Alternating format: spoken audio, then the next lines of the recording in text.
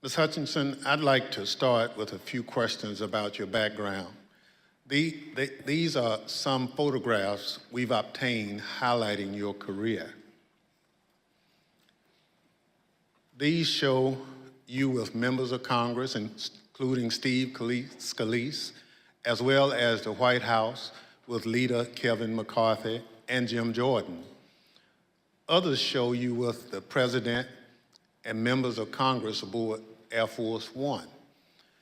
Before you worked in the White House, you worked on Capitol Hill for Representative Steve Scalise, the Republican whip, and Senator Ted Cruz. And then in 2019, you moved to the White House and served there until the end of the Trump administration in 2020.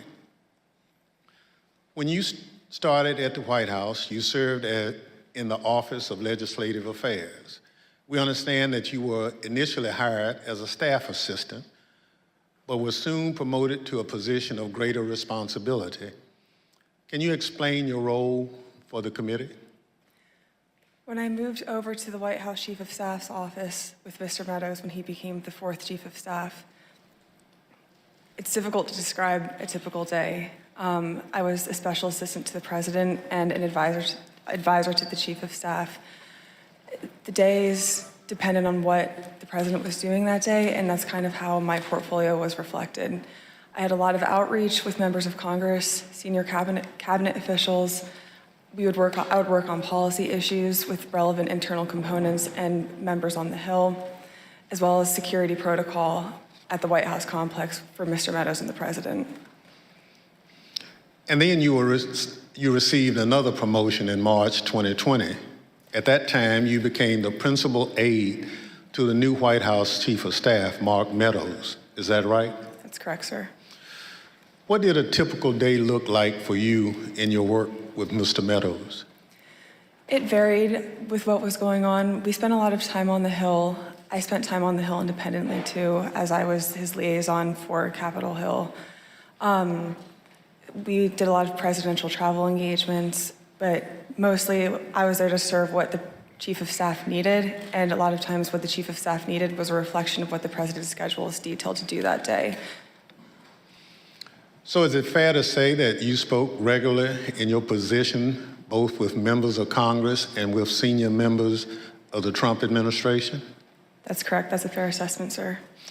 And would you say that in your work with Mr. Meadows, you are typically in contact with him and others in the White House throughout the day? That's correct, sir. Mr. Meadows and I were in contact almost pretty much throughout every day, consistently. Although so much of grave importance happens in the West Wing of the White House, it's quite a small building.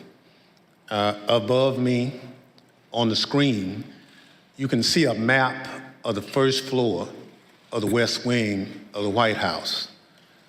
On the right, you can see the President's Oval Office. On the left, the Chief of Staff's office suite.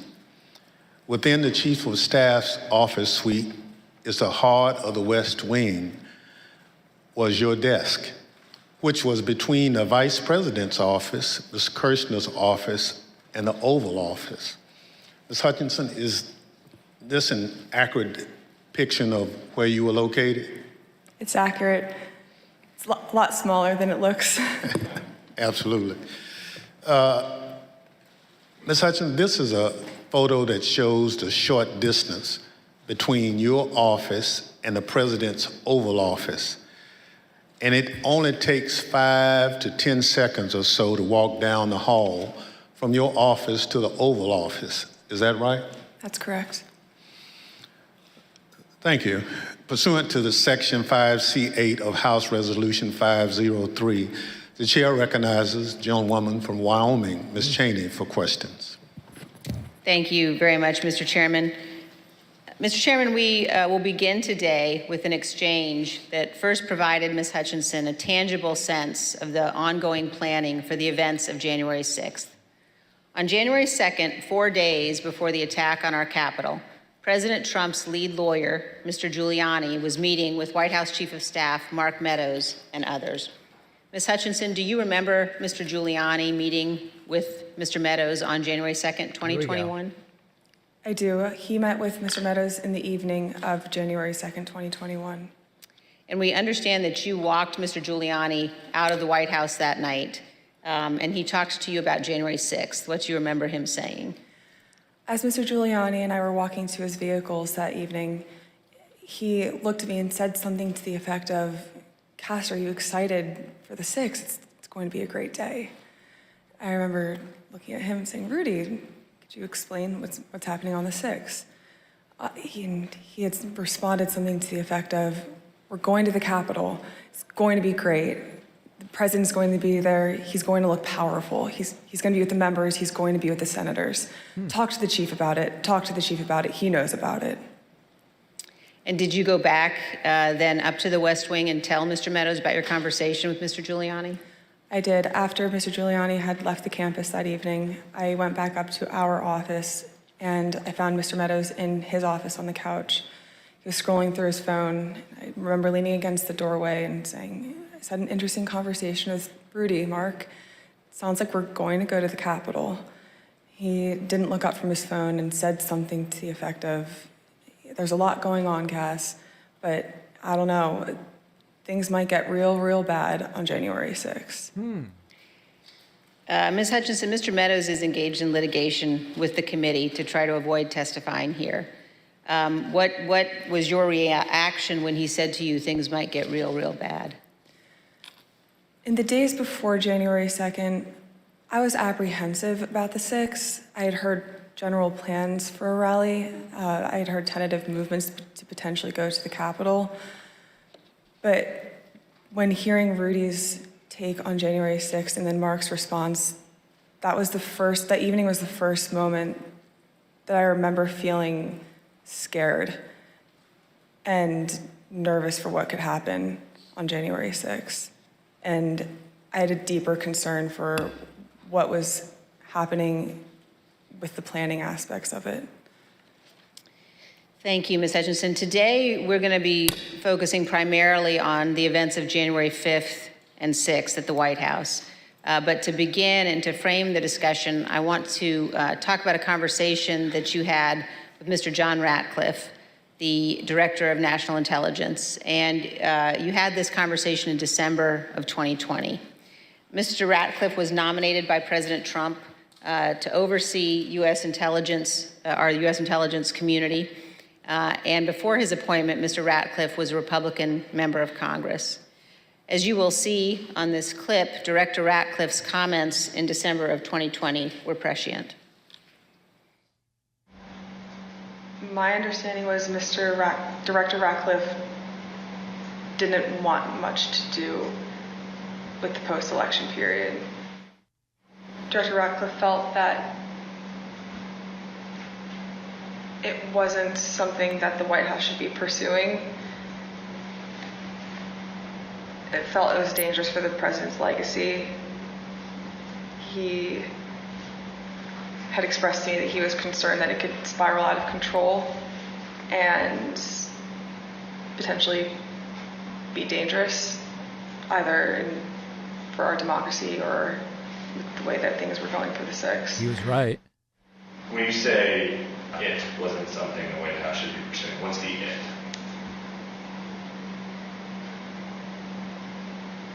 Trying to fight the results of the election, finding missing ballots, pressuring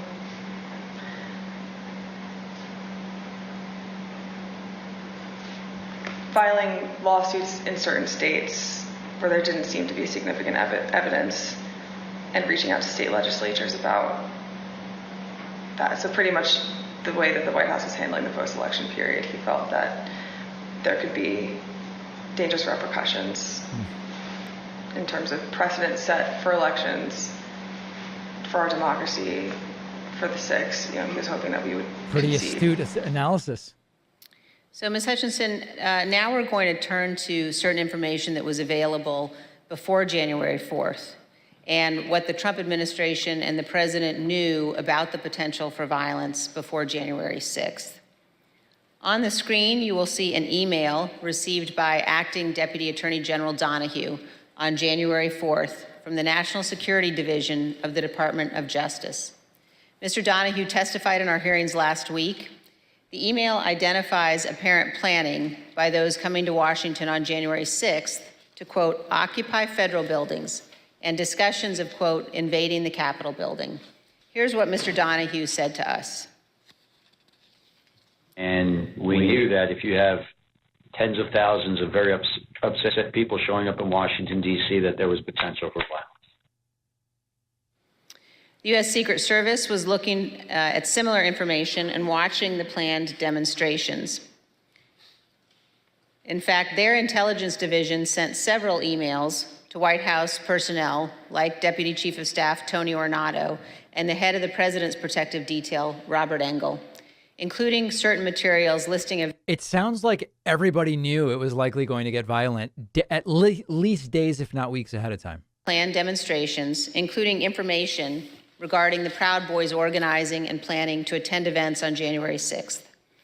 Although Ms. Hutchinson has no detailed knowledge of any planning involving the Proud Boys for January 6th, she did note this. I recall hearing the word Oath Keeper and hearing the word Proud Boys closer to the planning of the January 6th rally when Mr. Giuliani would be around. On January 3rd, the Capitol Police issued a special event assessment. In that document, the Capitol Police noted that the Proud Boys and other groups planned to be in Washington, D.C. on January 6th and indicated that, quote, unlike previous post-election protests, the targets of the pro-Trump supporters are not necessarily the counter-protesters as they were previously, but rather Congress itself is the target on the 6th.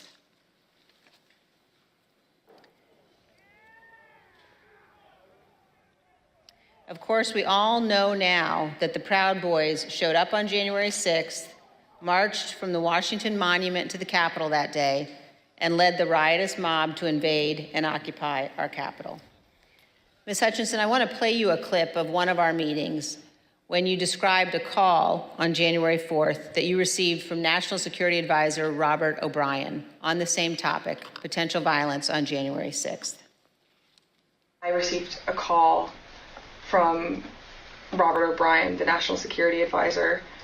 He had asked if he could speak with Mr. Meadows about potential words of violence that he was hearing that were potentially going to happen on the Hill on January 6th. I had asked if he had connected with Tony Ornato because Tony Ornato had a conversation with Mark about that topic. Robert had said, I'll talk to Tony, and then I don't know if Robert ever connected with Mark about the issue. Ms. Hutchinson, can you describe for us Mr. Ornato's responsibilities as Deputy Chief of Staff? The Deputy Chief of Staff position at the White House for operations is arguably one of the most important positions that somebody can hold.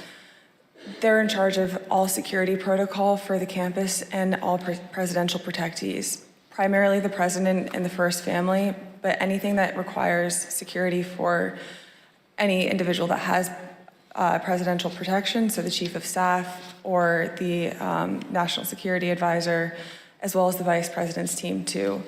Tony would oversee all of that, and he was the conduit for security protocol between White House staff and the United States Secret Service. Thank you. And you also described a brief meeting between Mr. Ornato and Mr. Meadows on the potential for violence. The meeting was on January 4th. They were talking about the potential for violence on January 6th. Let's listen to a clip of that testimony. I remember Mr. Ornato had talked to him about intelligence reports. I just remember Mr. Ornato coming in and saying that we had intel reports saying that there could potentially be violence on the 6th. You also told us about reports of violence and weapons that the Secret Service were receiving on the night of January 5th and throughout the day on January 6th. Is that correct? That's correct.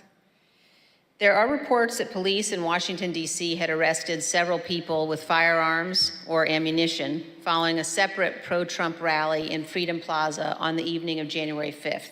Are those some of the reports that you recall hearing about? They are. Of course, the world now knows that the people who attacked the Capitol on January 6th had many different types of weapons.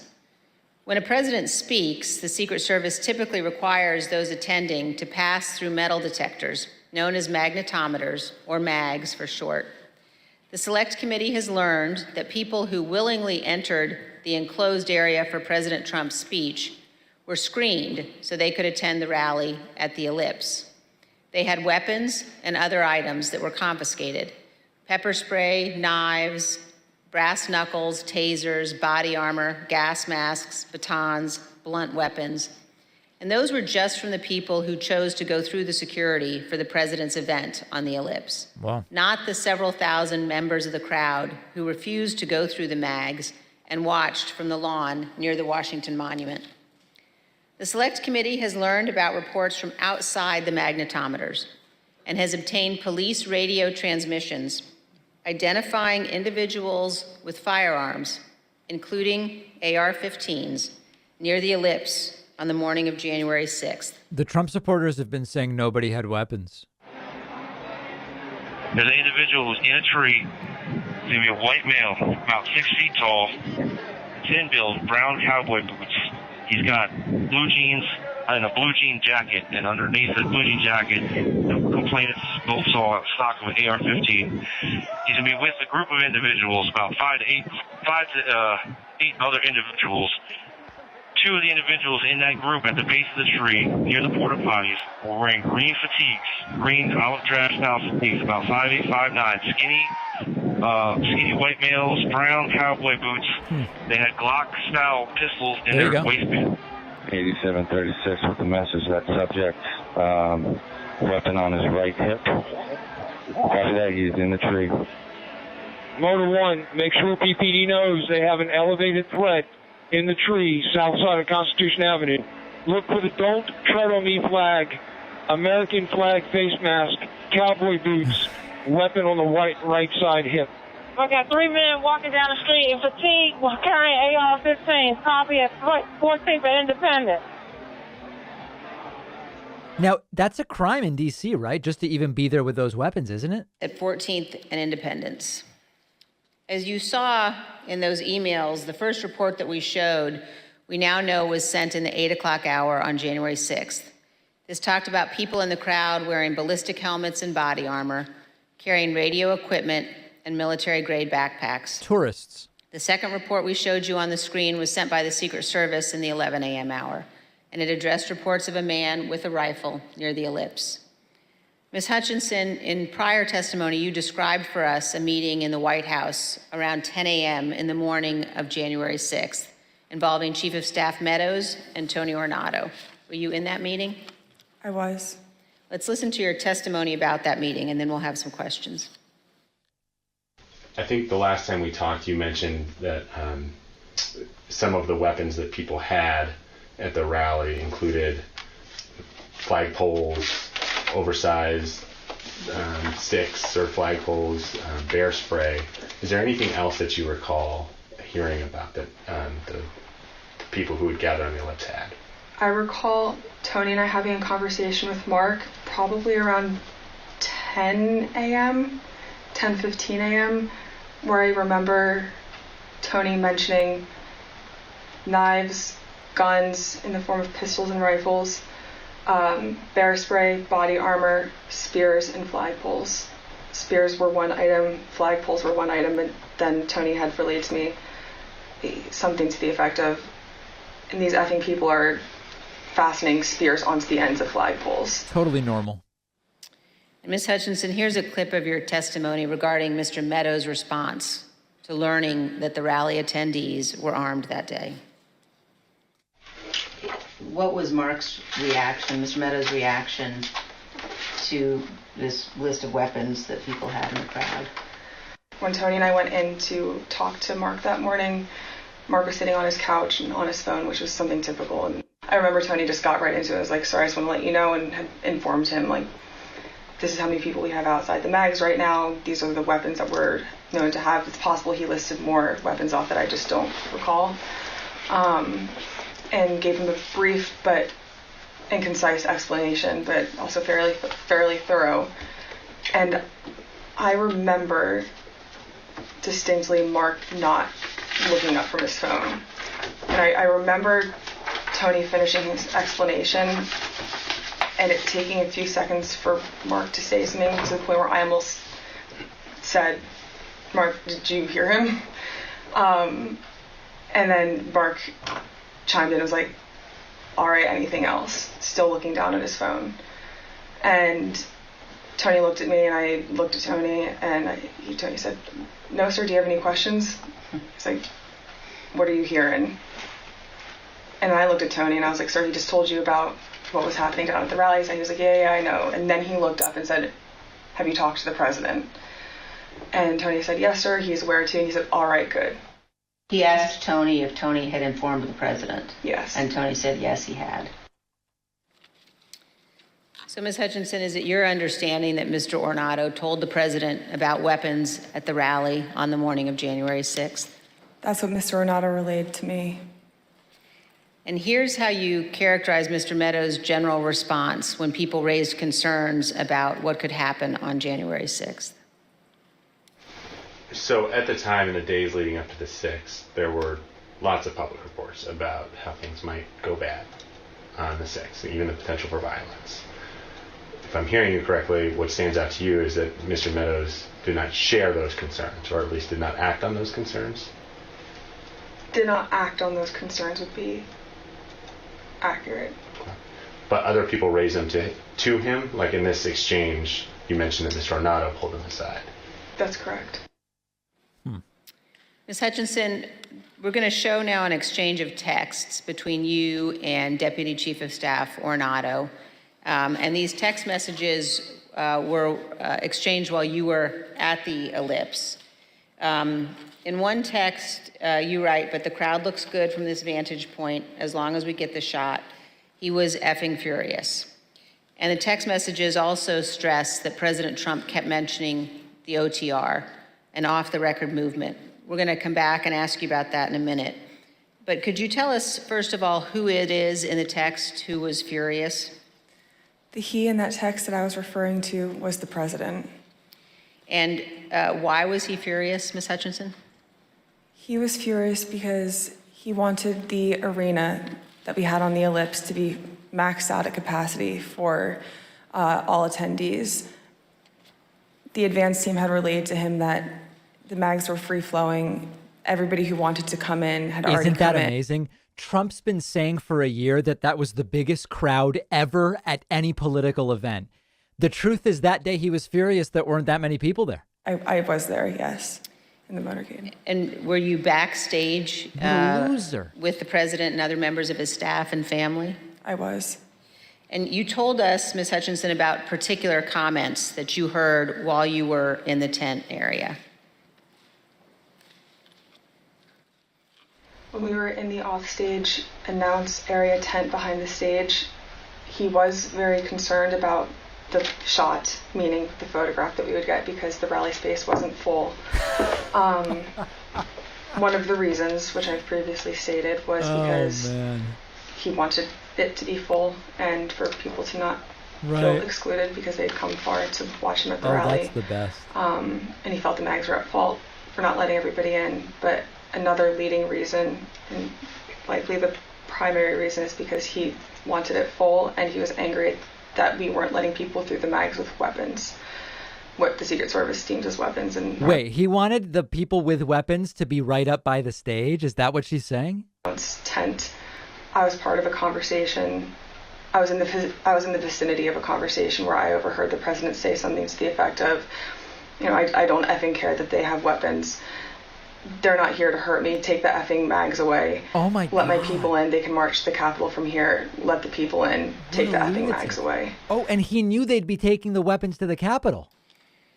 Just to be clear, Ms. Hutchinson, is it your understanding that the president wanted to take the mags away and said that the armed individuals were not there to hurt him?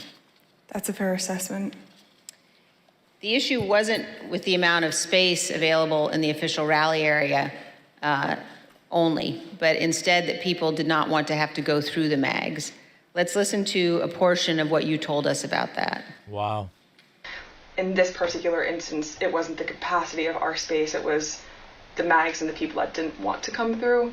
And that's what Tony had been trying to relay to him that morning. You know, it's not the issues that we encountered on the campaign. We have enough space, or they don't want to come in right now. They have weapons that they don't want confiscated by the Secret Service, and they're fine on the mall. They can see you on the mall, and they want to march straight to the Capitol from the mall. The president apparently wanted all attendees inside the official rally space and repeatedly said, quote, "They're not here to hurt me." And just to be clear, so he was told again in that conversation, or was he told again in that conversation, that people couldn't come through the mags because they had weapons? Correct. And that people, his response was to say they can march to the Capitol from the ellipse. Something to the effect of, take the effing mags away, they're not here to hurt me, let them in, let my people in. They can march to the Capitol after the rally's over. They can march from the ellipse. Take the effing mags away. Then they can march to the Capitol. Wow.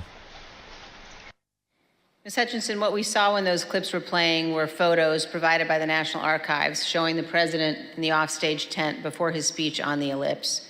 You were in some of those photos as well.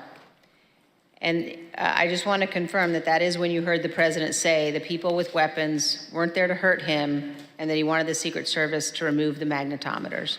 That's correct. In the photos that you displayed, we were standing towards the front of the tent with the TVs, really close to where he would walk out to go onto the stage. These conversations happened 2 to 3 minutes before he took the stage that morning. Let's reflect on that for a moment. President Trump was aware that a number of the individuals in the crowd had weapons and were wearing body armor. And here's what President Trump instructed the crowd to do.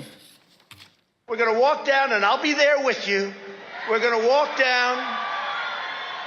We're going to walk down anyone you want, but I think right here we're going to walk down to the Capitol.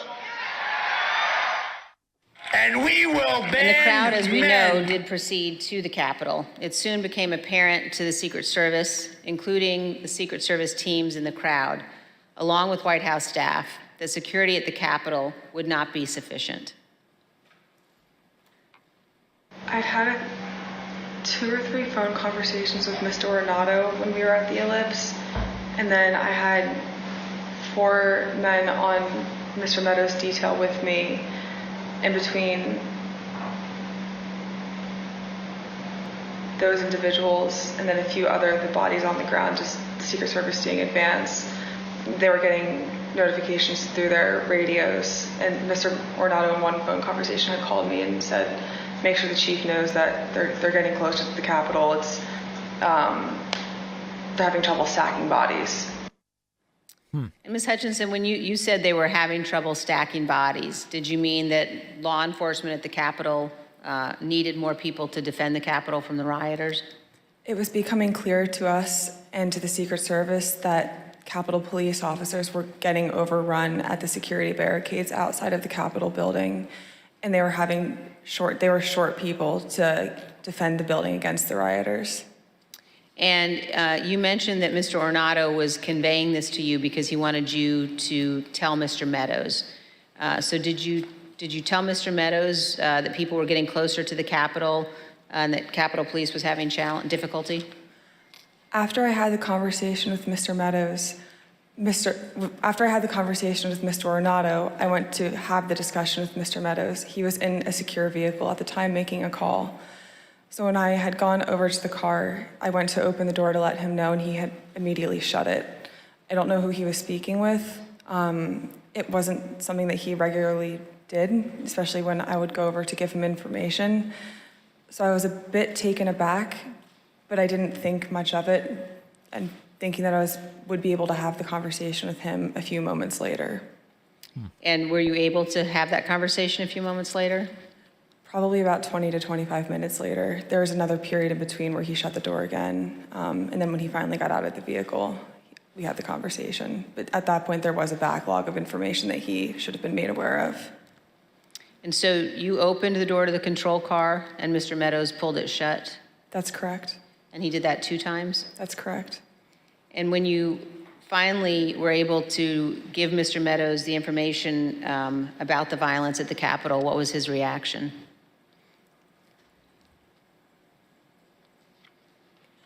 He almost had a lack of reaction.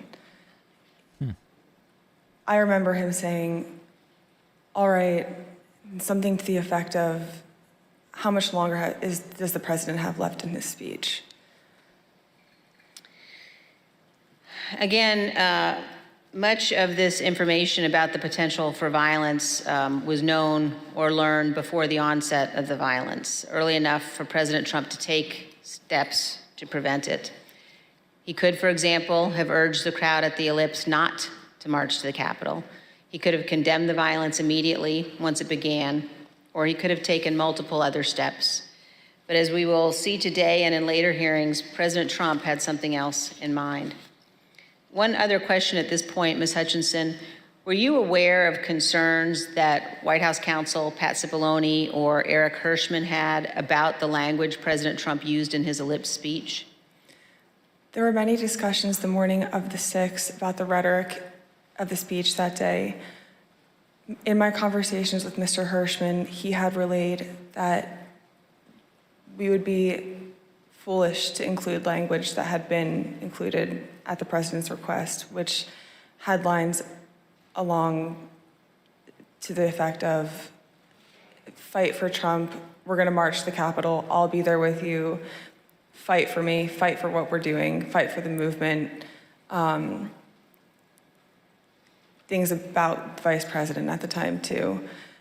Both Mr. Hirschman and White House counsel's office were urging the speechwriters to not include that language for legal concerns and also for the optics of what it could portray the president wanting to do that day. And we just heard the president say that he would be with his supporters as they marched to the Capitol. Even though he did not end up going, he certainly wanted to. Some have questioned whether President Trump genuinely planned to come here to the Capitol on January 6th. In his book, Mark Meadows falsely wrote that after President Trump gave his speech on January 6th, he told Mr. Meadows that he was, quote, speaking metaphorically about the walk to the Capitol. Right. As you will see, Donald Trump was not speaking metaphorically.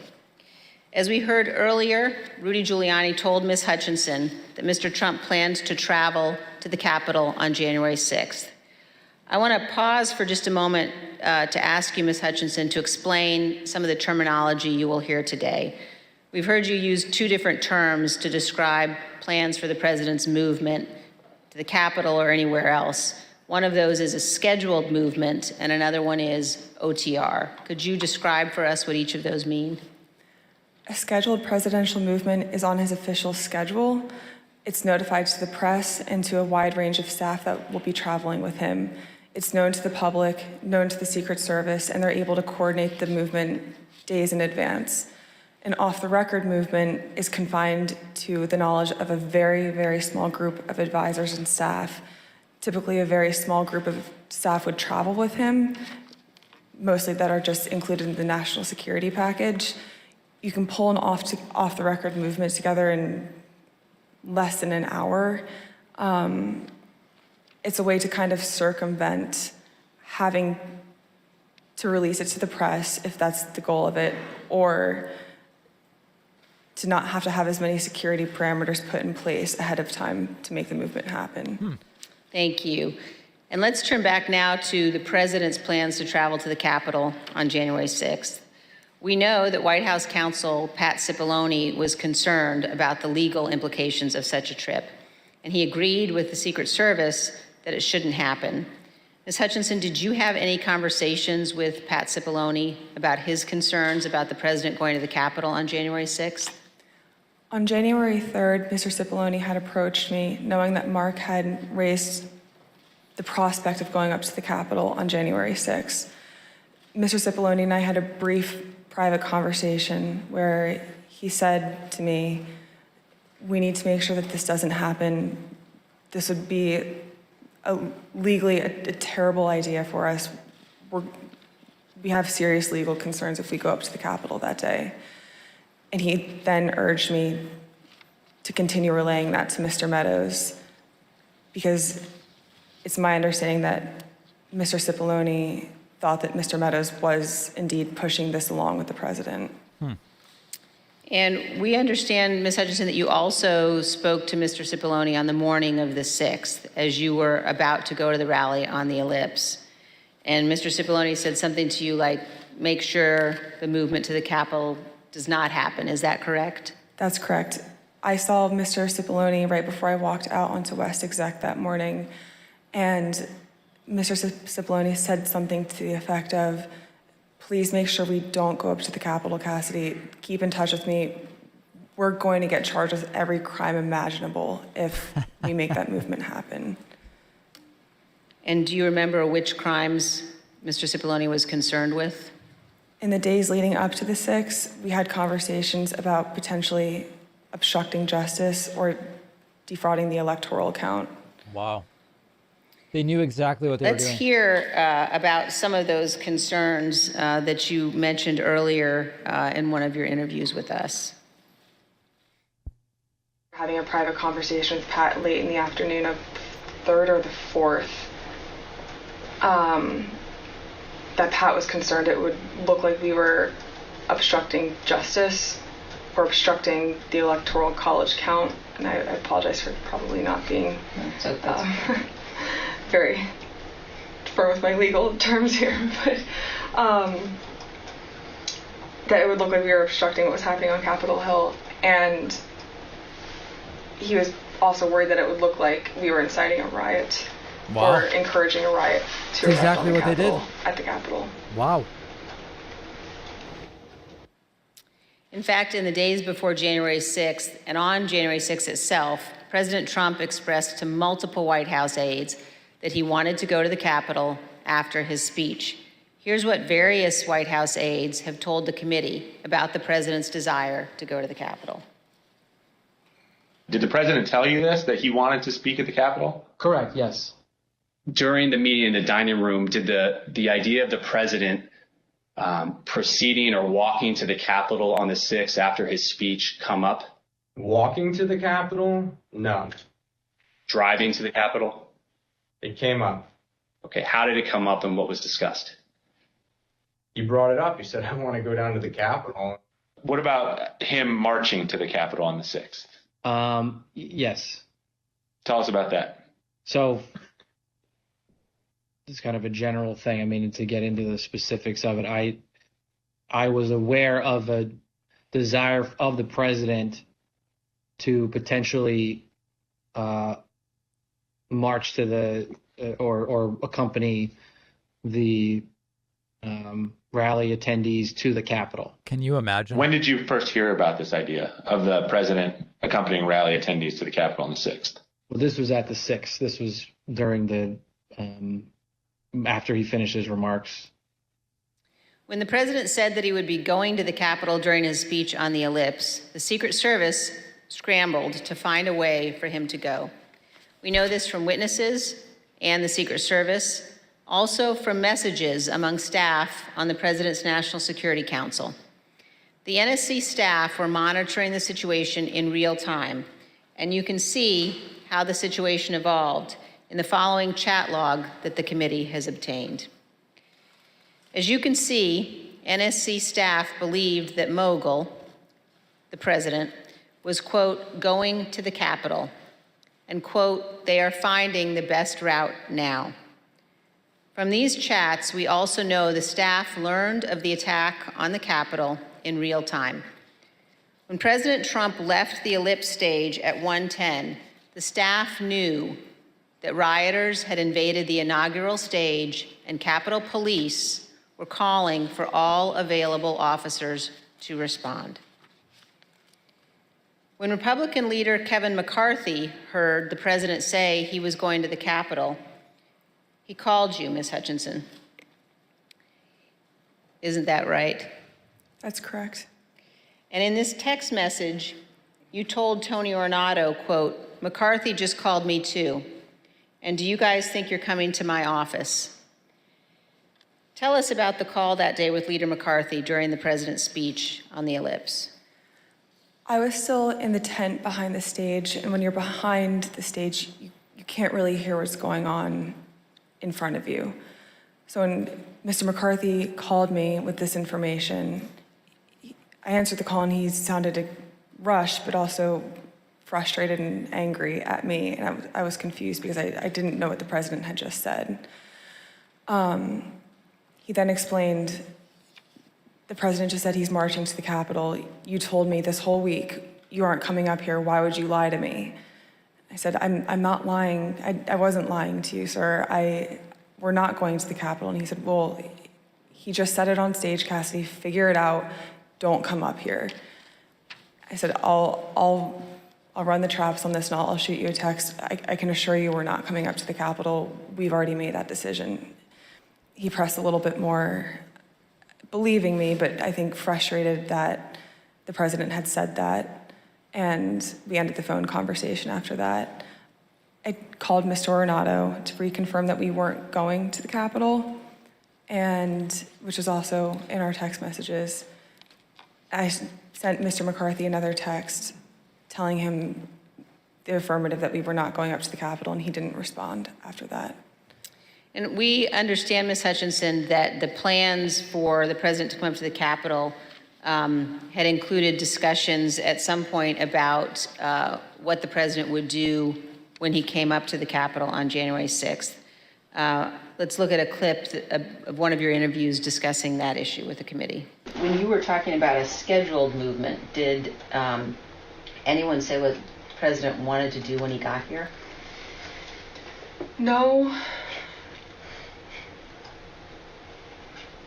Not that I can specifically remember. I remember hearing a few different ideas discussed between Mark and Scott Perry, Mark and Rudy Giuliani. I don't know which conversations were elevated to the president. I don't know what he personally wanted to do when he went up to the Capitol that day. I know that there were discussions about him having another speech outside of the Capitol before going in. I know that there was a conversation about him going into the House chamber at one point. Oh my God. As we've all just heard, in the days leading up to January 6th, on the day of the speech, both before and during and after the rally speech, President Trump was pushing his staff to arrange for him to come up here to the Capitol during the electoral vote count. Let's turn now to what happened in the president's vehicle when the Secret Service told him he would not be going to the Capitol after his speech. First, here is the president's motorcade leaving the ellipse after his speech on January 6th.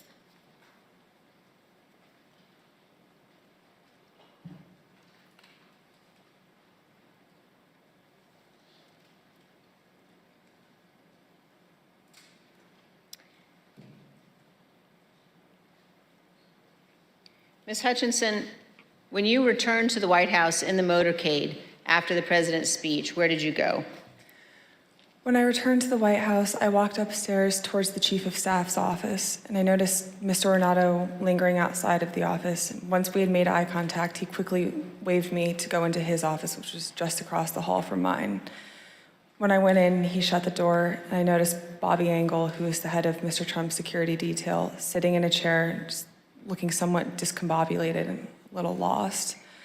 I looked at Tony, and he had said, "Did you effing hear what happened in the Beast?" I said, "No, Tony, I just got back. What happened?" Tony proceeded to tell me that when the president got in the Beast, he was under the impression from Mr. Meadows that the off-the-record movement to the Capitol was still possible and likely to happen, but that Bobby had more information. So once the president had gotten into the vehicle with Bobby, he thought that they were going up to the Capitol, and when Bobby had relayed to him we're not. We don't have the assets to do it. It's not secure. We're going back to the West Wing. The president had very strong, a very angry response to that. Tony described him as being irate. Right. The president said something to the effect of, "I'm the effing president, take me up to the Capitol now." To which Bobby responded, "Sir, we have to go back to the West Wing." Sir? The president reached up towards the front of the vehicle to grab at the steering wheel. Mr. Engel grabbed his arm, said, "Sir, you need to take your hand off the steering wheel. We're going back to the West Wing. We're not going to the Capitol." Mr. Trump then used his free hand to lunge towards Bobby Engel. Oh my God. When Mr. Renato had recounted this story to me, he had motioned towards his clavicles. Trump attacked Secret Service. And was Mr. Engel in the room as Mr. Ornato told you this story? He was. Did Mr. Engel correct or disagree with any part of the story from Mr. Ornato? Mr. Engel did not correct or disagree with any part of the story. Did Mr. Engel or Mr. Ornato ever after that tell you that what Mr. Ornato had just said was untrue? Neither Mr. Ornato nor Mr. Engel told me ever that it was untrue. And despite this altercation, this physical altercation, during the ride back to the White House, President Trump still demanded to go to the Capitol. Here's what Kayleigh McEnany, the White House press secretary at the time, wrote in her personal notes and told the committee about President Trump's desire to go to the Capitol after returning to the White House. When you wrote POTUS wanted to walk to the Capitol, was that based solely on what the president said during his speech or anything that he or anybody else said afterwards? So to the best of my recollection, I believe when we got back to the White House, he said he wanted to physically walk with the marchers. And according to my notes, he then said he'd be fine with just riding the beast. But to the best of my recollection, he wanted to be a part of the march in some fashion. Okay, and just for the record, the beast refers to the presidential limousine? Yes. President Trump did not go to the Capitol that day. We understand that he blamed Mark Meadows for that. So prior to leaving the rally site, when he got off the stage and everybody was making the movement back to the motorcade, I had overheard Mr. Meadows say to him then, as I had prior to Mr. Trump taking the stage that morning, that he was still working on getting an off-the-record movement to the Capitol. So when Mr. Trump took the stage, he was under the impression via Mr. Meadows that it was still possible. So when he got off the stage, I had relayed to Mr. Meadows that I had another conversation with Tony. The movement was still not possible. Mr. Meadows said, okay. And then as they proceeded to go to the motorcade, and Mr. Meadows had reiterated, we're going to work on it, sir. Talk to Bobby. Bobby has more information. Mark got into his vehicle. To my understanding, Trump got into the Beast. And after we had all arrived back at the White House, later in the day, it had been relayed to me via Mark that the president wasn't happy that Bobby didn't pull it off for him and that Mark didn't work hard enough to get the movement on the books. Wow. The physical altercation that Ms. Hutchinson described in the presidential vehicle was not the first time that the president had become very angry about issues relating to the election. On December 1, 2020, Attorney General Barr said in an interview that the Department of Justice had not found evidence of widespread election fraud sufficient to change the outcome of the election. Ms. Hutchinson, how did the president react to hearing that news? Around the time that I understand the AP article went live, I remember hearing noise coming from down the hallway, so I poked my head out of the office, and I saw the valet walking towards our office. He had said, get the chief down to the dining room, the president wants him. So Mark went down to the dining room and came back to the office a few minutes later. After Mark had returned, I left the office and went down to the dining room and I noticed that the door was propped open and the valet was inside the dining room changing the tablecloth off of the dining room table.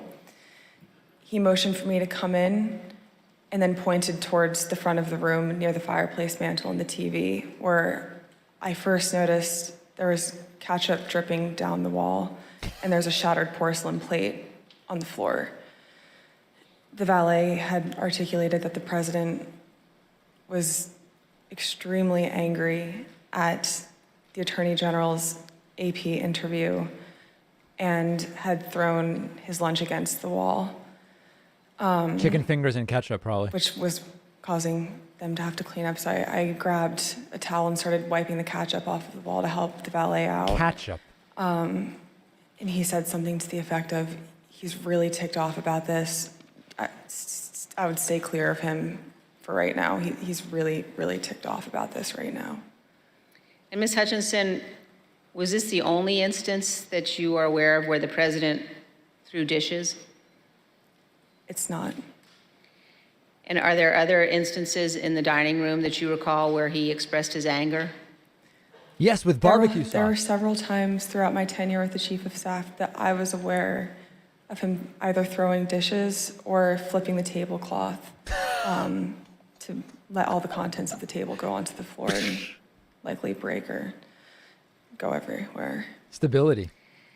And Ms. Hutchinson, Attorney General Barr described to the committee the president's angry reaction when he finally met with President Trump. Let's listen. And I said, look, I know that you're dissatisfied with me, and I'm glad to offer my resignation. And he pounded the table very hard. Everyone sort of jumped, and he said, accept it. Mr. Chairman, I reserve. Wow. Gentlewoman reserves. The chair requests those in the hearing room to remain seated until the Capitol Police have escorted our witness from the room. Pursuant to the order of the committee of today, the chair declares the committee in recess for a period of approximately 10 minutes. Wow, so major revelations. Ketchup, or as I know it, ketchup, ending up on the wall after Donald Trump in a childish tirade, maybe involving dinosaur-shaped chicken nuggets, started launching food around like a toddler. Wow. Wow, wow, wow. I'm curious whether Trump is posting anything to his social platform. Truth, essential. Let's see here. What is he posting, if anything? Nope, nothing from Trump. What an insane. So the testimony is that Trump physically attacked a Secret Service agent in his vehicle when they refused to take him to the riot, and also attempted to commandeer the vehicle. I have to tell you, I did not expect this.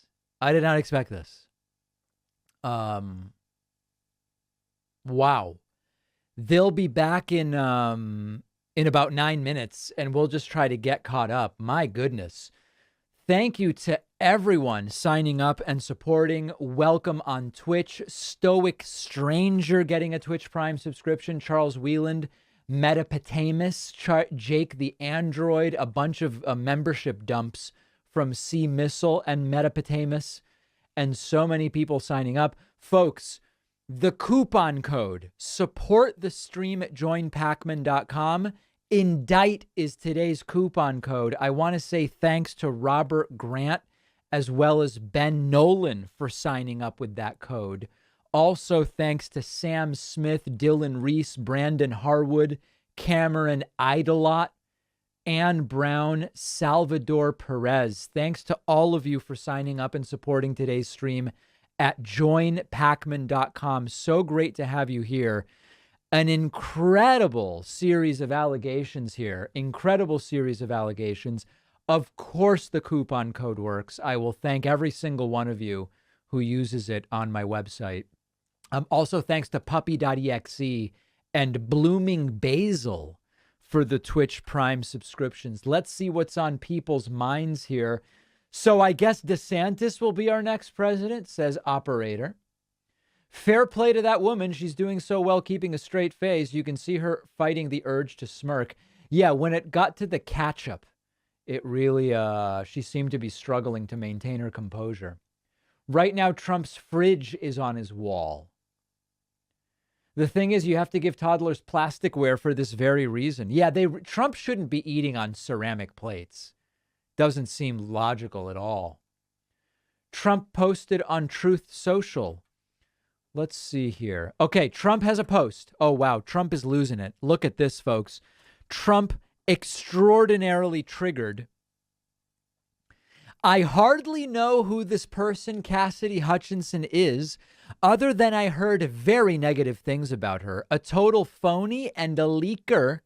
And when she requested to go with certain others of the team to Florida after my having served a full term in office, I personally turned her request down. Why did she want to go with us if she felt we were so terrible? I understand she was very upset and angry that I didn't want her to go or a member of the team. She is bad news. So this is just a disgruntled former employee, guys. That's all it is. Nothing to see here. Just another disgruntled person who's upset with Scrumps. That's all. Can't believe a word of it. Now, if you leak stuff, it's the truth. Right? She's leaking things. He's not saying she's making it up. He's saying she's a leaker. Your newborn has better manners than Trump. Congrats on the baby. Thanks, Meg. Yeah, that's true. Yeah. She's not launched a dinosaur tendies anywhere yet. Think the Secret Service agent needed elements of Medico after Trump attacked him. Also, can I get a shout out for my girlfriend, Ari? Yes, Ari. Congratulations on dating J-Dead. I can only imagine the premarital bliss you're experiencing. Let's recap, says Joseph. Trump knew the crowd was armed, was mad the crowd wasn't bigger, assaulted the Secret Service when they wouldn't let him lead the mob to the Capitol. When will Trump be charged for his numerous crimes? That's why the coupon code is indict, guys. And membership starting to dump in. Thanks to Adam Snodgrass for signing up at joinpakman.com. And thanks to Terry Schwerin for gifting a subscription. That puts us at 80. Folks, I think we have the testicular and ovarian fortitude to make it to 100. I really do. I really do. I second the idea from earlier that someone had about a coupon named Coup On. Right. Absolutely. Absolutely. Extremely important things being said there. Let's see if we have any voicemails. They're going to be back in 5 minutes. Anybody calling in here? Let's see. David from Oklahoma. I'm watching your live stream, and the reveal that Trump actually wanted to go to the Capitol and like lead the charge like some fat Napoleon against the United States is really unbelievable. And I hope that you cover all this and break it down. And congratulations on your new baby. I'm a little bit past the 1-year-old, and it just gets better and better. So soak it in. Love what you do. Thanks. A very powerful declaration from Oklahoma there. I appreciate that very much. Here's another voicemail, although I don't know that it's relevant to the hearing. Hey there. I wanted you to know that the murder rate for transgender people in the U.S. is 4 times higher than it is for everybody else. Right. No, we do know that. It is not today's subject matter, that's for sure. And we will ban men. Yeah. Would you like some Grey Poupon with your wall, sir? Yeah, Trump reportedly does not like mayonnaise nor mustard on the wall, only ketchup and extremely sugary barbecue sauces. You know, it's funny. Just earlier, people said, do you think Trump likes vegetables? And I was like, Trump probably likes French fries and either tomato sauce or ketchup. And then all of a sudden, we now have testimony under oath that Trump smeared ketchup all over the wall. So that is something else. I want to say thank you to Naki Cruz for signing up at joinpakman.com and Michael Kimzel. Thank you. New members number 81 and 82. Today's coupon code is indict. Welcome, everybody. We are in a very brief break, and then we will resume testimony with Cassidy Hutchinson, who has made some incredible revelations. The funniest revelations are about Trump and his food habits. smearing ketchup on the wall. The most disturbing revelation is that Trump knew people were armed and wanted them to be allowed in, not having to go through metal detectors, so that then they would be able to go armed to the Capitol. And then the most bizarre one is that Trump attacked one of his own Secret Service agents and tried to commandeer his vehicle. Beyond belief. Beyond belief. Thanks to Androfiler and Lurch El Cazzo, who between the two of them just dumped in 15 more Twitch subscriptions, putting us at 97. Also under the screen grabbing a subscription, putting us at 98. And something very, very special here. Luke Jamula just signed up on my website, is new member number 99. And Andrew AVR Drums gifting a membership, and that is number 100. Folks, we've done it. Let's go for 150 because it's just that type of day. General Anubis says, as funny as it is to joke about the tantrums, this is very similar behavior to other dictators such as Hitler. Not funny to think about. Oh, absolutely. Oh, Trump's an authoritarian nightmare. It's just cartoonishly so. Fish sticks and cocktail sauce are covering the walls of Mar-a-Lago today. He's watching today's hearing and posting during the break. He is indeed. Do you think Trump even knows how to drive a car? Has he ever driven before in his life? I wondered about that. I don't think Trump knows how to drive. I really don't. Remember, Trump eats steak with ketchup, and well done. Is there any greater? Listen, we could charge Trump with a lot of things. He may end up charged because of what he did in Georgia. I need 11,000 votes. Give me a break. Yeah. But well done steak with ketchup is a war crime. Do not be confused. It is absolutely a war crime. It is completely bonkers. Okay. David, is it bad if I think this is hilarious? I'm disgusted, amused, and amazed. History in the making. I want to see our orange man behind bars. Yeah, no, I mean, listen, there are culinary crimes being committed here by Trump, which are funny. But also, I mean, assaulting a Secret Service agent, knowing that there are armed people and saying, just let them in. Don't even bother with the metal detector. It's every aspect of it is crazy. Every aspect. More calls dumping in. David, sir, you're totally off base as to why I threw those nuggets against the wall. They were for Ivanka and Jared. They weren't kosher. Okay, there was some pig in there potentially. Unhappy, threw it at the wall, demanded kosher nuggets for his very deeply religious children. Trump is deeply spiritual. That's exactly right. And when he found out that there were non-kosher nuggets being served, he found it to be an affront to Jared and Ivanka. By the way, I don't even think Jared and Ivanka keep kosher. I know they're Jewish, but I don't think they even keep kosher. It's just a joke. Rich E with the Twitch Prime subscription is new member number 101 today as we stand by. I want to say thank you to Andrew AVR Drums, who is gifting even more subscriptions. Let's see. He's up to 2 more. I appreciate that. That puts us at 103. And then a big thank you to Tiffany Jorgens and Abby Shirky for the website membership, signing up at joinpakman.com. And lastly, another gift. Oh, God, I don't know how to pronounce this. Is it Shuifeng Wang? I am sorry, but it is a gifted membership on the website, and it is number 106, and I really do appreciate that. Other super chats coming in. A coworker took their life a few weekends ago. Oh, my goodness. Was a huge alt-righter. Friday, he mentioned trying to escape America because of World War III. The alt-right pipeline is a sickness. Wow, that sounds complicated. And that sounds terrible. Very, very sorry to hear that. Thanks to EY Schlicht, for the Twitch Prime subscription, number 107. We are moments away from this resuming and a very, very wild first section. More voicemails coming in about the hearings.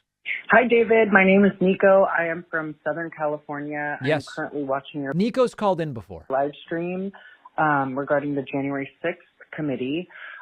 With all of the new evidence that they have presented, has your opinion about Trump going to jail changed? Do you think he's going to serve time? What do you think will come about? Guys, I still don't think Trump's going to prison. I mean, I don't know. I know that there's people who get mad at me when I say that, but I just don't. And I hope I'm wrong. I really do.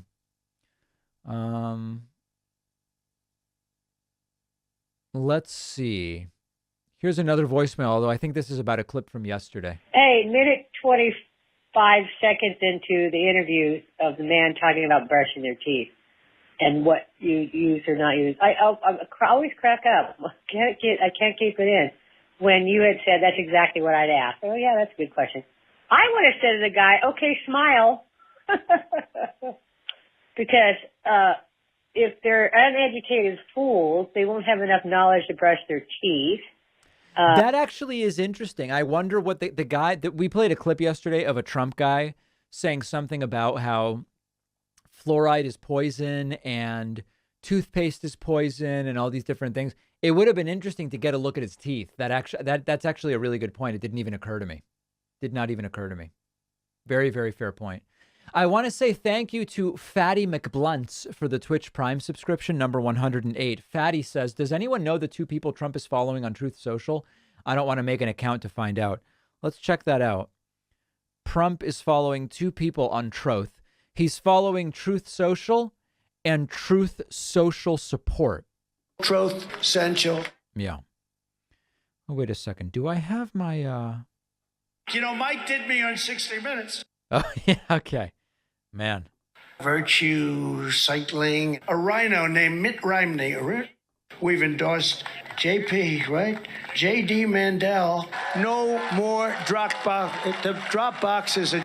If you care about law and auto. I want law and auto, umbrella, and liability. I care about all of those different things. And I demand answers, folks. I demand answers. Law, auto, liability, umbrella, business liability.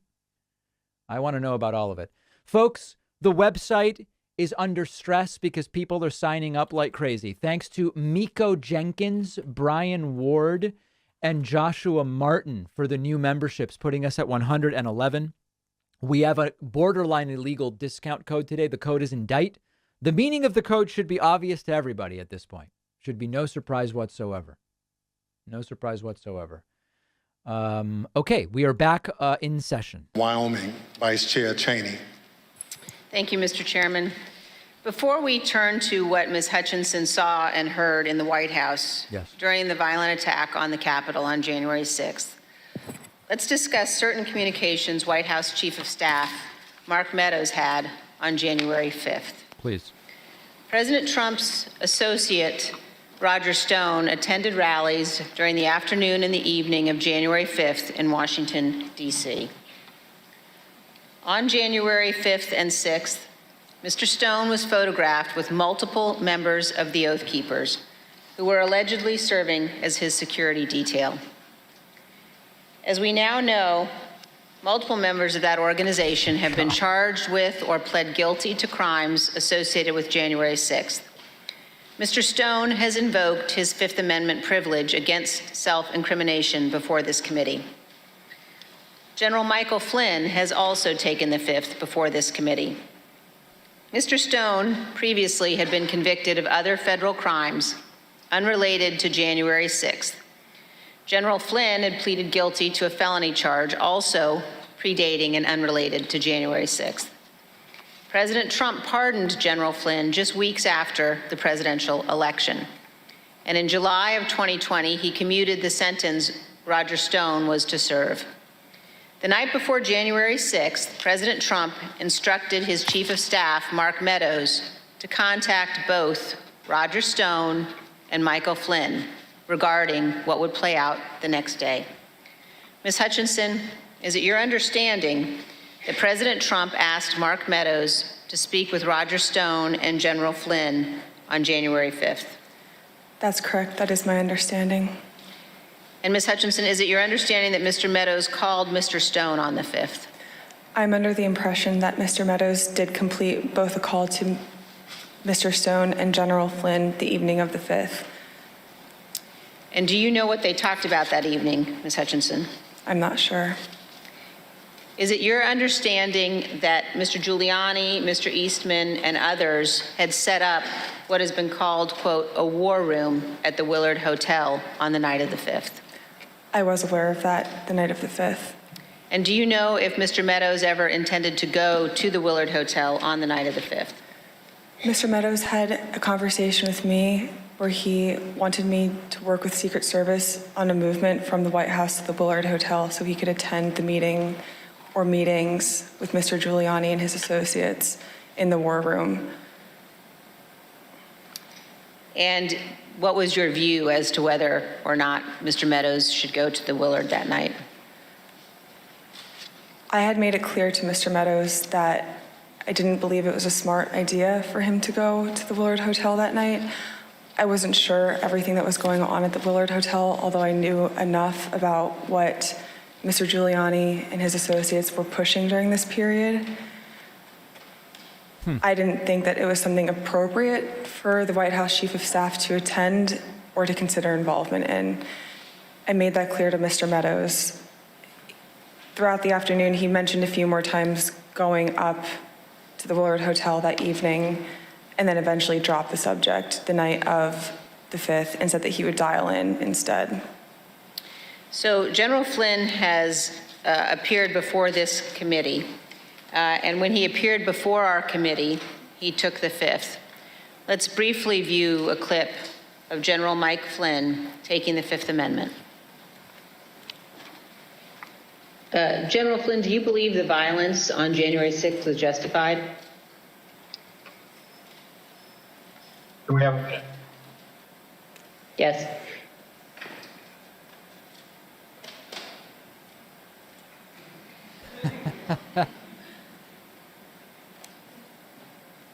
All right, we're back. Congressman Cheney, could you repeat the question, please? Yes. General Flynn, do you believe the violence on January 6th was justified? Can I get a clarification? Is that a moral question or are you asking a legal question? I'm asking both.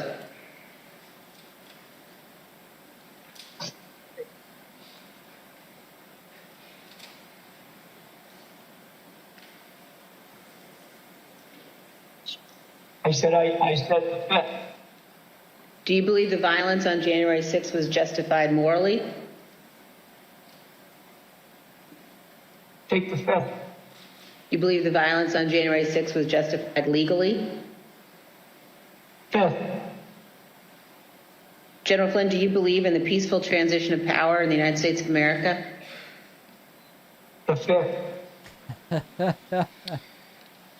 Oh, God. Let's move on now to January 6th and the conduct of Donald Trump and Mark Meadows during the attack on the Capitol. Ms. Hutchinson, I'd like now for us to listen to a description, your description of what transpired in the West Wing during the attack. For context, in this clip, you describe the time frame starting at about 2 p.m. So I remember Mark being alone in his office for quite some time, and I know we've spoken about Ben Williamson going in at one point, and I don't personally remember Ben going in. I don't doubt that he had gone in, but I remember him being alone in his office for most of the afternoon. Around 2 o'clock to 2:05, around 2 o'clock to 2:05, we were watching the TV, and I could see that the rioters were getting closer and closer to the Capitol. Mark still hadn't popped out of his office or said anything about it. So that's when I went into his office. I saw that he was sitting on his couch on his cell phone. Same as the morning where he was just kind of scrolling and typing. I said, "Hey, are you watching the TV, Chief?" Because his TV was small and you can see it, but I didn't know if he was really paying attention. I said, "Are you watching the TV, Chief?" And he was like, "Yeah." The rioters are getting really close. Have you talked to the president? He said, no, he wants to be alone right now. Still looking at his phone. So I start to get frustrated because, I sort of felt like I was watching this is not a great comparison, but a bad car accident that was about to happen where you can't stop it, but... Pretty apt, you want to be able to do something. And I remember thinking in that moment, Mark needs to snap out of this, and I don't know how to snap him out of this, but he needs to care. And I just remember I blurted out, I said, Mark, do you know where Jim's at right now? And he looked up at me at that point and said, Jim? And I said, Mark, he was on the floor a little while ago giving a floor speech. Did you listen? He said, yeah, it was real good. Did you like it? And I said, yeah. Do you know where he's at right now? He said, well, no, I haven't heard from him. And I said, you might want to check in with him, Mark. And I remember pointing at the TV and I said, the rioters are getting close. They might get in. And he looked at me and said something to the effect of, all right, I'll give him a call. Not long after the rioters broke into the Capitol, you described what happened with White House counsel Pat Cipollone. No more than a minute and a half later, I see Pat Cipollone barreling down the hallway towards our office and rushed right in, looked at me, said, is Mark in his office? And I said, yes. He just looked at me and started shaking his head and went over, opened Mark's office door, stood there with the door propped open, and said something to Mark is still sitting on his phone. I remember glancing and he's still sitting on his phone. And I remember Pat saying to him something to the effect of, the rioters have gotten to the Capitol, Mark. We need to go down and see the president now. And Mark looked up at him and said, he doesn't want to do anything, Pat. And Pat said something to the effect of, and very clearly had said this to Mark, something to the effect of, Mark, something needs to be done or people are going to die and the blood's going to be on your effing hands. This is getting out of control. I'm going down there. And at that point, Mark stood up from his couch, both of his phones in his hand. He had his glasses on still. He walked out with Pat. He put both of his phones on my desk and said, let me know if Jim calls. And they walked out and went down to the dining room. A few minutes later, Representative Jordan called back. A couple minutes later, so likely around between 2:15 and 2:25. I know the tweet went out at 2:24. I don't remember if I was there when the tweet went out or if it happened right afterwards, but Jim had called. I answered the phone, said 1 second. He knew it was, I guess he knew it was me. I introduced myself, but I don't remember if he called my cell phone or if he had called one of Mark's. But I answered the phone and said, 1 sec, Mark's on the hall, I'm going to go hand the phone to him. He said, okay. So I went down, I asked the valet if Mark was in the dining room. The valet said yes. I opened the door to the dining room, briefly stepped in to get Mark's attention, showed him the phone, flipped the phone his way so he could see it said Jim Jordan. He had stepped to where I was standing there holding the door open, took the phone talking to Jim with the door still propped open. So I took a few steps back. So I probably was 2 feet from Mark. He was standing in the doorway going to the Oval Office dining room. They had a brief conversation, and in the crossfires, I heard briefly what they were talking about, but in the background, I had heard conversations in the Oval dining room at that point talking about the Hang Mike Pence chants. Here we go. That clip ended, Ms. Hutchinson, with you recalling that you heard the president, Mr. Meadows, and the White House counsel discussing the Hang Mike Pence chants. Here we go. And then you described for us what happened next. It wasn't until Mark hung up the phone, handed it back to me. I went back to my desk. A couple minutes later, him and Pat came back, possibly Eric Hirschman too. I'm pretty sure Eric Hirschman was there. But I'm confident it was Pat that was there. I remember Pat saying something to the effect of, Mark, we need to do something more. They're literally calling for the vice president to be effing hung. And Mark had responded something to the effect of, you heard him, Pat. He thinks Mike deserves it. He doesn't think they're doing anything wrong. Wow. To which Pat said something, this is effing crazy. we need to be doing something more, briefly stepped into Mark's office. And when Mark had said something, said something to the effect of he doesn't think they're doing anything wrong, knowing what I had heard briefly in the dining room, coupled with Pat discussing the Hang Mike Pence chants in the lobby of our office, and then Mark's response, I understood there to be the rioters in the Capitol that were chanting for the vice president to be hung. So Trump agreed with Let me Hang pause Mike here Pence. on this point. As rioters chanted Hang Mike Pence, the President of the United States, Donald Trump, said that, quote, Mike deserves it. Right. And that those rioters were not doing anything wrong. This is a sentiment that he has expressed at other times as well. In an interview with ABC News correspondent Jonathan Karl, President Trump was asked about the supporters chanting Hang Mike Pence last year. Instead of condemning them, the former president defended them. Saying hang Mike Because Pence. it's common sense, John. It's common sense that you're supposed to protect. How can you, if you know a vote is fraudulent, right? Yeah. How can you pass on a fraudulent vote to Congress?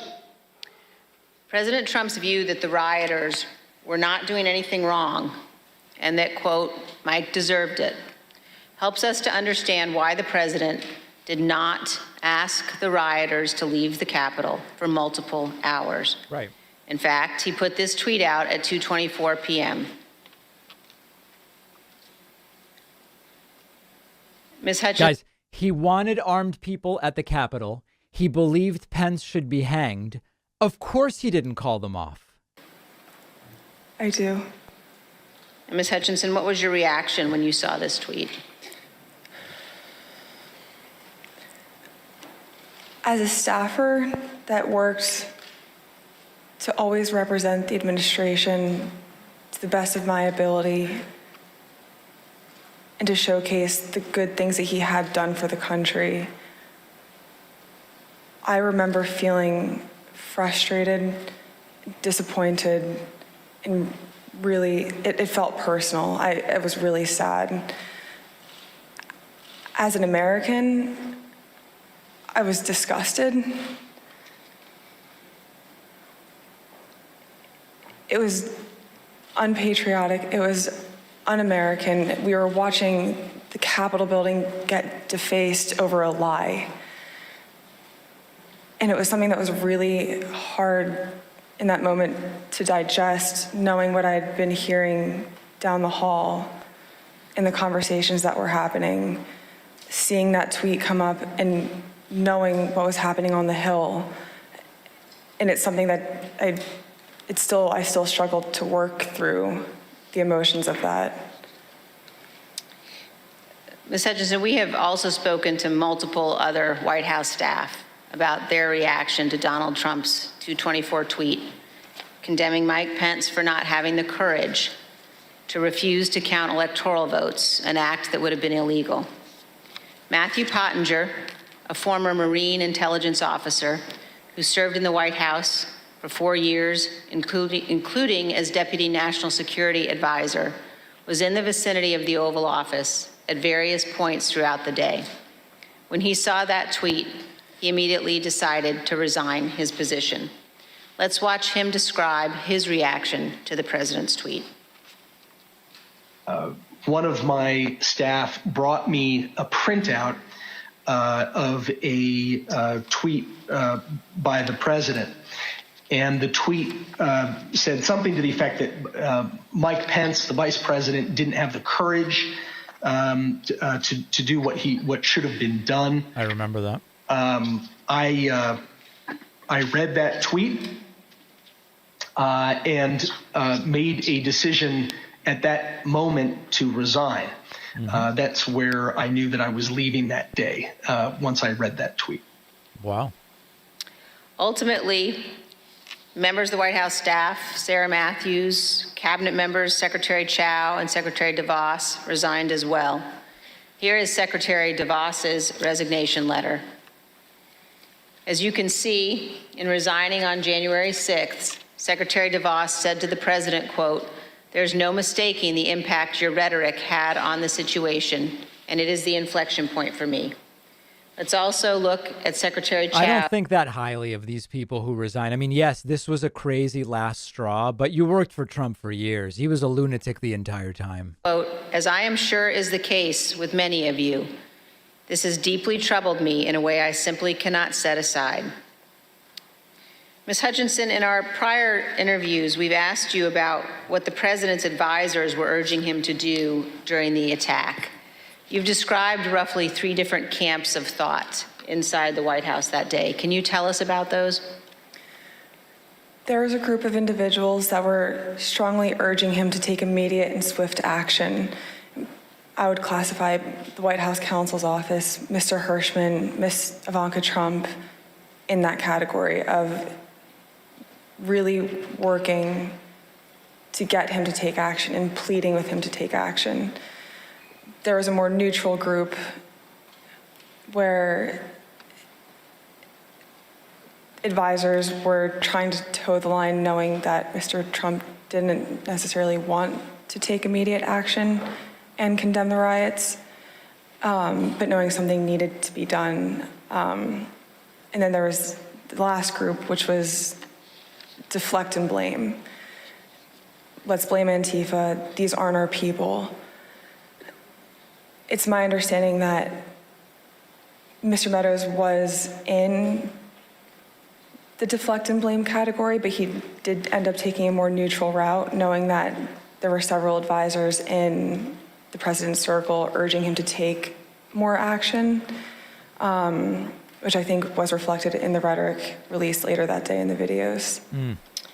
You told us that the White House counsel's office was in the camp encouraging the president to tell the rioters to stop the attack and to leave the Capitol. Let's listen. White House counsel's office wanted there to be a strong statement out to condemn the rioters. I'm confident in that. Now let's look at just one example of what some senior advisors to the president were urging. Ms. Hutchinson, could you look at the exhibit that we're showing on the screen now? Have you seen this note before? That's a note that I wrote at the direction of the Chief of Staff on January 6th, likely around 3 o'clock. And it's written on a Chief of Staff note card, but that's your handwriting, Ms. Hutchinson? That's my handwriting. And why did you write this note?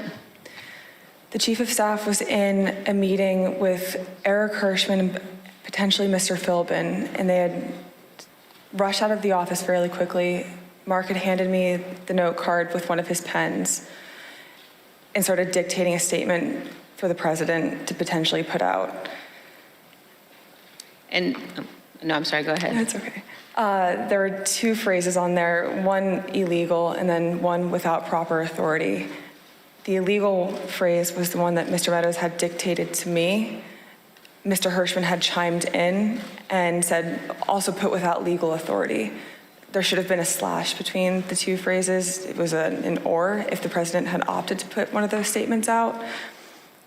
Evidently he didn't. Later that afternoon, Mark came back from the Oval Dining Room and put the palm card on my desk with illegally crossed out, but said we didn't need to take further action on that statement. So, to your knowledge, this statement was never issued? It was, to my knowledge, it was never issued. And Ms. Hutchinson, did you understand that Ivanka Trump wanted her father to send people home? That's my understanding, yes. Let's play a clip of you addressing that issue. I remember her saying at various points, she wanted her dad to send them home. She wanted her dad to tell them to go home peacefully, and she wanted to include language that he necessarily wasn't on board with at the time. You will hear more about this at our later hearings, but we have evidence of many others imploring Donald Trump and Mark Meadows to take action. Here is some of that evidence, text messages sent to Mark Meadows during the attack. This is a text message at 2:32 from Laura Ingram. Hey, Mark, the president needs to tell people in the Capitol to go home. Yeah. In the next message, this is hurting all of us. And then he's destroying his legacy and playing into every stereotype. We lose all credibility against the BLM Antifa crowd if things go south. Right. The president's son, Don Jr., also urgently contacted Mark Meadows. At 2:53, he wrote, "He's got to condemn this shit ASAP. The Capitol Police tweet is not enough." Right. As you will see, these are just two of the numerous examples of Trump supporters and allies urging the president to tell his supporters to leave the Capitol. It would not have been hard for the president to simply walk down to the briefing room a few feet down the hall from the Oval Office. As Norah O'Donnell noted during an interview with House Republican leader Kevin McCarthy, where Leader McCarthy said he believed the attack was un-American. I want to quickly bring in Kevin McCarthy, the House Minority Leader. Leader McCarthy, do you condemn this violence? I completely condemn the violence in the Capitol. What we're currently watching unfold is un-American. I am disappointed. I'm sad. This is not what our country should look like. This is not who we are. This is not the First Amendment. This has to stop, and this has to stop now. Leader McCarthy, the President of the United States has a briefing room steps from the Oval Office. The cameras are hot 24/7, as you know. Why hasn't he walked down and said that now? I conveyed to the president what I think is best to do, and I'm hopeful the president will do it. Republican House member Mike Gallagher also implored the president to call off the attack. Mr. President, you have got to stop this. You are the only person who can call this off. Call it off. The election is over. Call it off. This is bigger than you. It's bigger than any member of Congress. It is about the United States of America, which is more important than any politician. Call it off. Not to Trump. It's over. Despite the fact that many people close to Donald Trump were urging him to send people home, he did not do so until later, much later. At 4:17 p.m., Donald Trump finally told the rioters to go home. But we love him. And that he loved them. There you go. Here's a portion of the video President Trump recorded from the White House. We have to have peace. So go home. We love you. You're very special. You've seen what happens. You see the way others are treated that are so bad and so evil. I know how you feel. But go home and go home in peace. But as we will show in even greater detail in future hearings, Donald Trump was reluctant to put this message out, and he still could not bring himself to condemn the attack. Ms. Hutchinson has told us that too. The one that he put out at 4:17. I'm sure you've discussed it, and just to elaborate if I hadn't already at that point, I recall him being reluctant to film the video on the 6th. I was not involved in any of the logistics or the planning for that video. I just remember seeing the video go out and feeling a little shocked after it went out. On the evening of January 6th and the day after, the president's family and his senior staff and others tried to encourage the president to condemn the violence and commit to the peaceful transition of power. At 3:31 p.m. on January 6th, Sean Hannity of Fox News texted Mark Meadows. Mr. Hannity said, quote, "Can he make a statement? I saw the tweet. Ask people to leave the Capitol." Later that evening, Mr. Hannity sent another text message to Mark Meadows. This time, he shared a link to a tweet. That tweet reported that President Trump's cabinet secretaries were considering invoking the 25th Amendment to remove President Trump from office. As you can see on the screen, the 25th Amendment to the Constitution creates a process for the transition of power if a president is unfit or unable to serve. The 25th Amendment has never been used to remove a president. But the committee has learned that after the attack on the U.S. Capitol, This was being discussed by members of President Trump's cabinet as a way of stripping the full power of the presidency from Donald Trump. Should have been. President Trump's supporters were worried. In addition to the tweet that he sent Mark Meadows after the attack, Sean Hannity apparently spoke with President Trump and warned him about what could happen. We understand that this text message that Sean Hannity sent to Kayleigh McEnany on January 7th shows what Mr. Hannity said to the president. First, no more stolen election talk. Second, impeachment and 25th Amendment are real. Many people will quit. Ms. Hutchinson, you told us that you were hearing about discussions related to the 25th Amendment. Here's part of what you said. Mr. Pompeo reached out to have the conversation with Mr. Meadows in case he hadn't heard the discussions amongst cabinet secretaries. And from what I understand, it was more of a, this is what I'm hearing. I want you to be aware of it. But I also think it's worth putting on your radar because you are the chief of staff. You're technically the boss of all the cabinet secretaries. And, you know, if conversations progress, you should be ready to take action on this. Like, I'm concerned for you and your positioning with this. You know, reach out to me if you have any questions or like I can be helpful with you at all. Inside the White House, the president's advisors, including members of his family, wanted him to deliver a speech to the country. Deputy White House counsel Pat Philbin prepared the first draft of what would be the president's remarks on national healing, delivered via pre-taped video on January 7th. When he arrived at the White House on the 7th, Mr. Philbin believed that more needed to be said, so he sat down and started writing. He shared the draft with Pat Cipollone, who also believed the president needed to say more. Mr. Cipollone agreed with the content, as did Eric Hirschman, who reviewed the draft. The committee has learned that the president did not agree with the substance as drafted and resisted giving a speech at all. Right.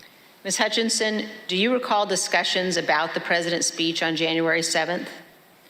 I do. Let's listen, Ms. Hutchinson, to what you told us about that and about the process of crafting those remarks.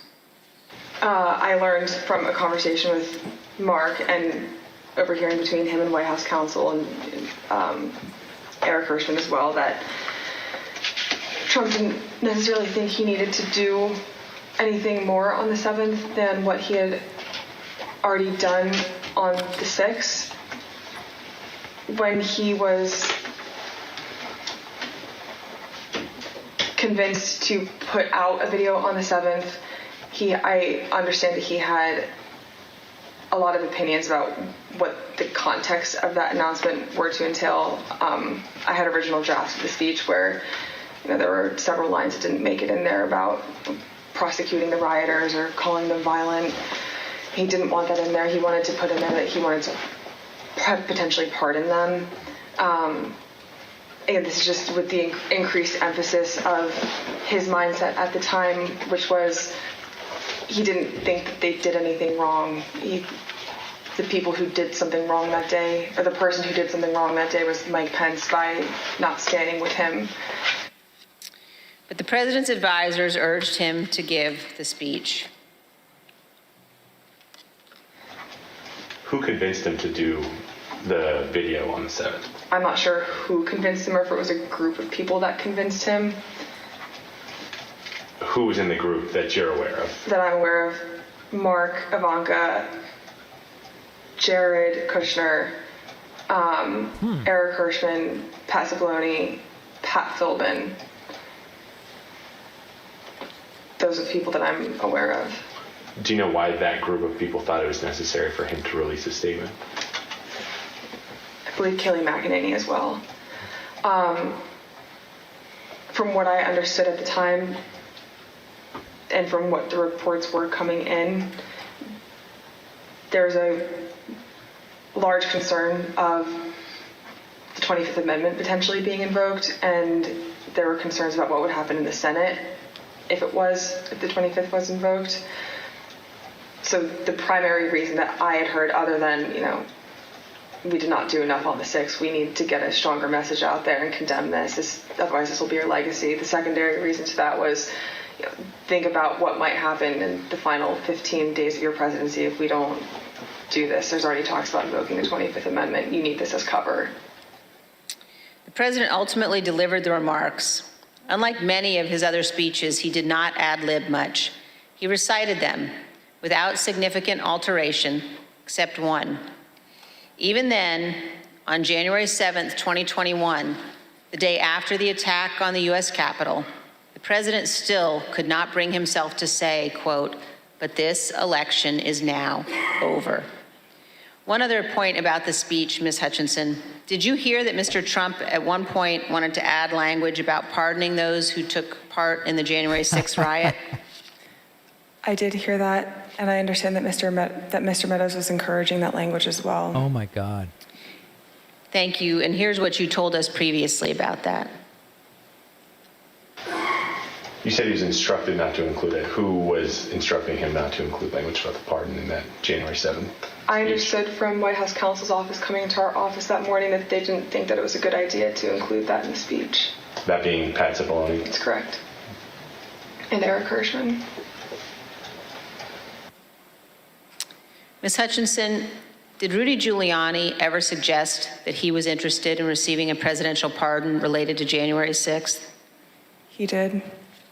And Ms. Hutchinson, did White House Chief of Staff Mark Meadows ever indicate that he was interested in receiving a presidential pardon related to January 6th? Mr. Meadows did seek that pardon. Yes, ma'am. Thank you, Ms. Hutchinson. Mr. Chairman, I yield back. I want to thank our witness for joining us today. The members of the Select Committee may have additional questions for today's witness, and we ask that you respond expeditiously in writing to those questions. Without objections, members will be permitted 10 business days to submit statements for the record, including opening remarks and additional questions for the witness. Without objection, the chair recognizes the vice chair for a closing statement. Wow. Thank you very much, Mr. Chairman. I want to begin by thanking Ms. Hutchinson for her testimony today. We are all in her debt. Our nation is preserved by those who abide by their oaths to our Constitution. Our nation is preserved by those who know the fundamental difference between right and wrong.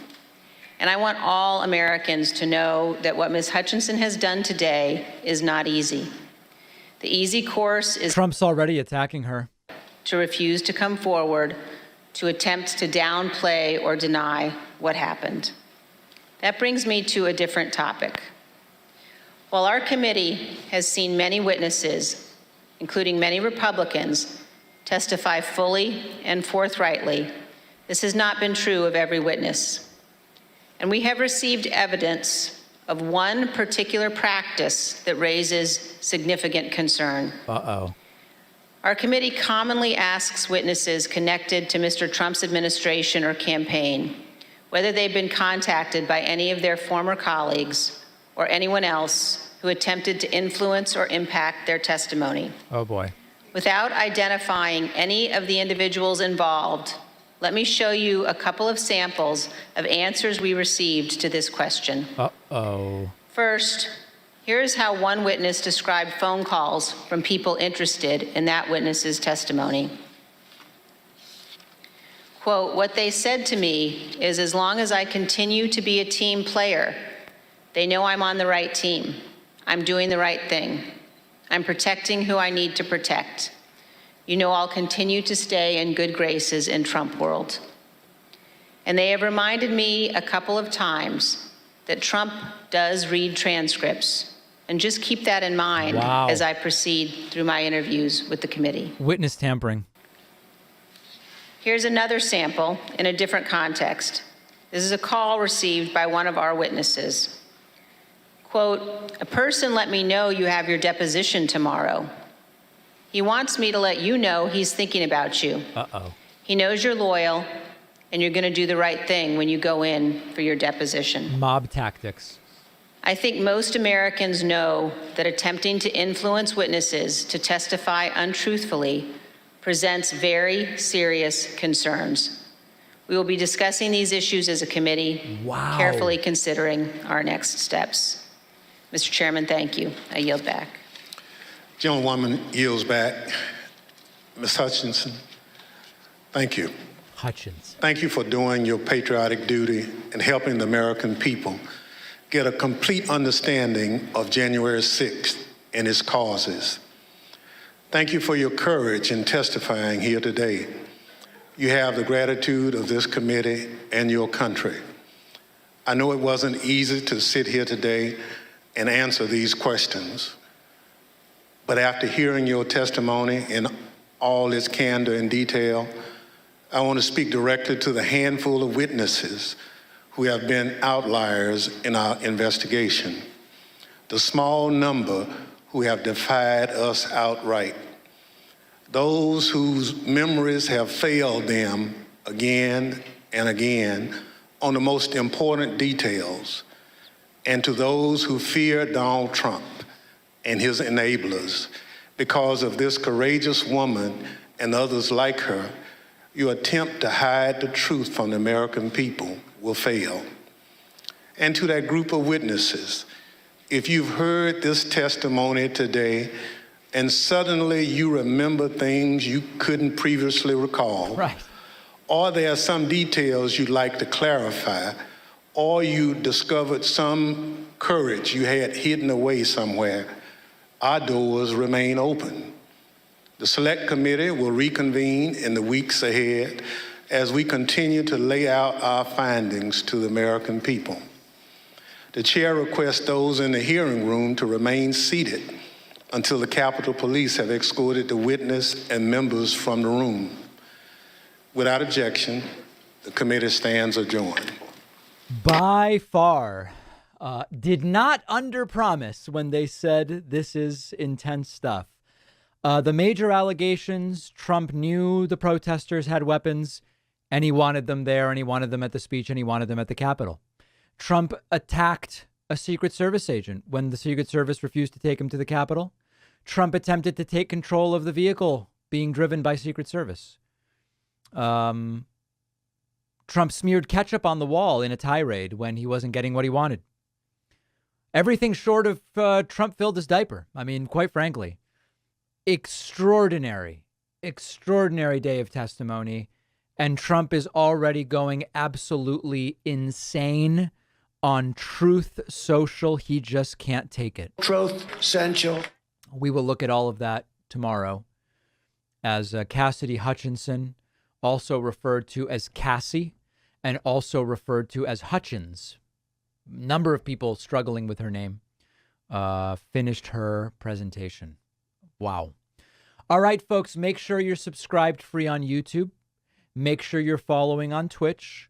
We will be back at the time of the next hearing. Thank you for joining me, and we will see you very soon.